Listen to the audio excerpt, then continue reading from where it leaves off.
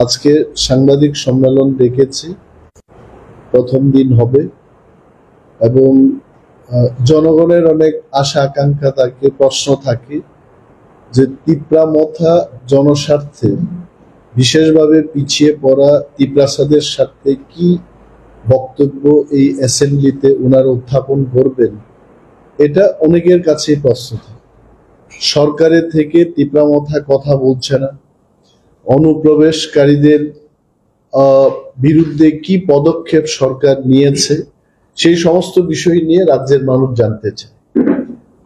আমরা Tipra Motha legislative party আমরা সিদ্ধান্ত নিয়েছি যে এই বিধানসভায় চলতি অধিবেশনে আমরা অনুপ্রবেশকারী প্রতিরোধে এবং যারা প্রবেশ করেছে তাদের বিরুদ্ধে সরকার কি পদক্ষেপ গ্রহণ করেছে সেই বিষয় নিয়ে সরকারের থেকে আমরা সরকারের কাছে জানতে চাইব।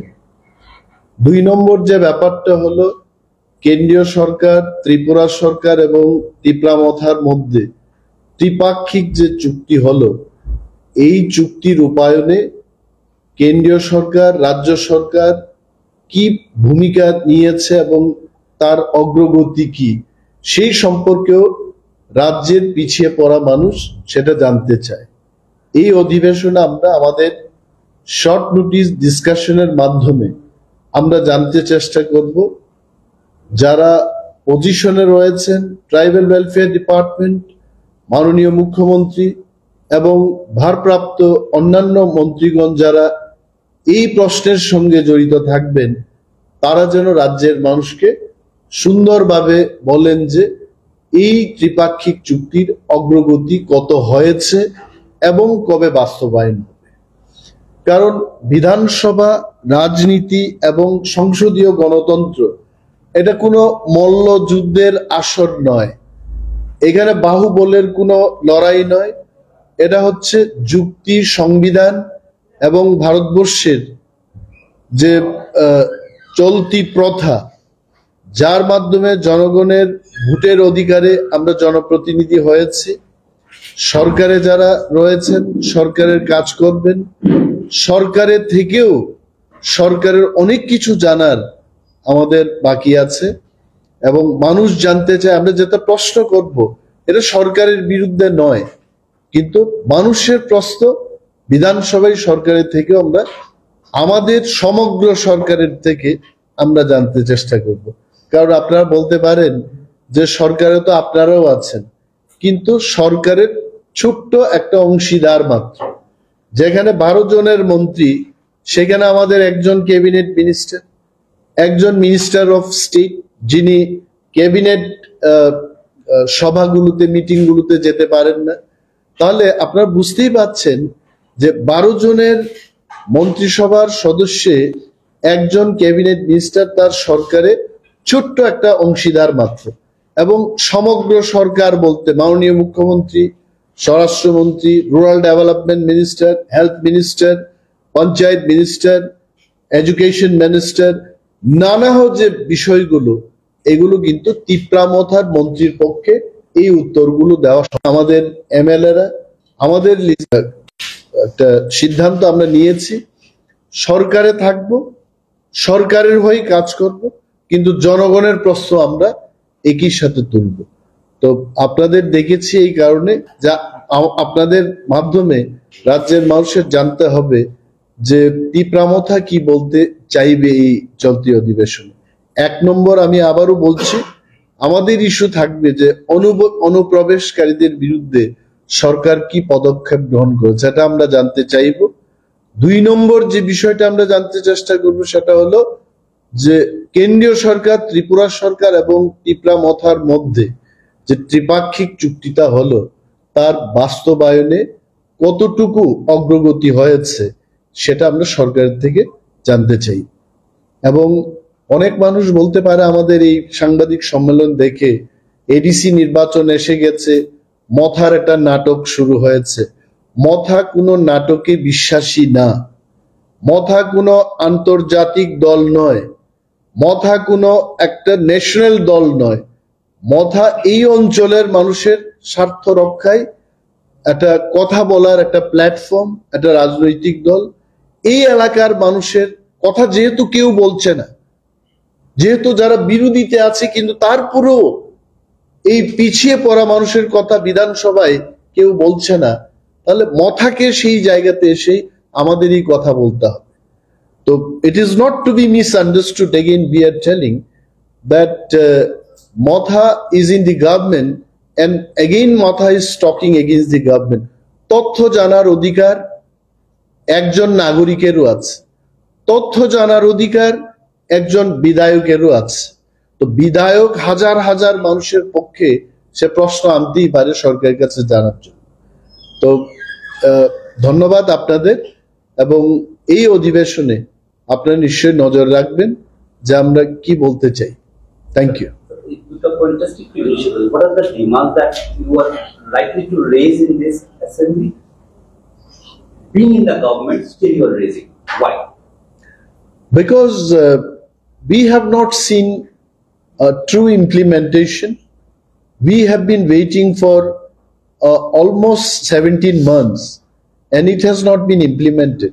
I think on and off you have heard our founder and chief of the party, Maharaja Pradyut Kishore Devbar, and then it's time for us as representative. I think we also should take in the house and let the people of the state know about the seriousness of Tipra Motha. If at all this is not getting implemented, it is not our fault. But the government has to reply. The state government, the people responsible to answer this question, it is time for them to answer. Another issue is about infiltration. Even yesterday, the Prime Minister is coming in the district, Gomoti. There 5 infiltrators were arrested only yesterday. What does it speak about the situation and the Ministry of Home Affairs? See, this question you should have asked the concerned minister who's looking after of the department. I think I need not to mention. This is where Tipra Motha is raising the point that in spite of central government giving direction to the state government in regard to the infiltrators illegally who are migrating in Indian Union, they should be identified and they should be pushed back.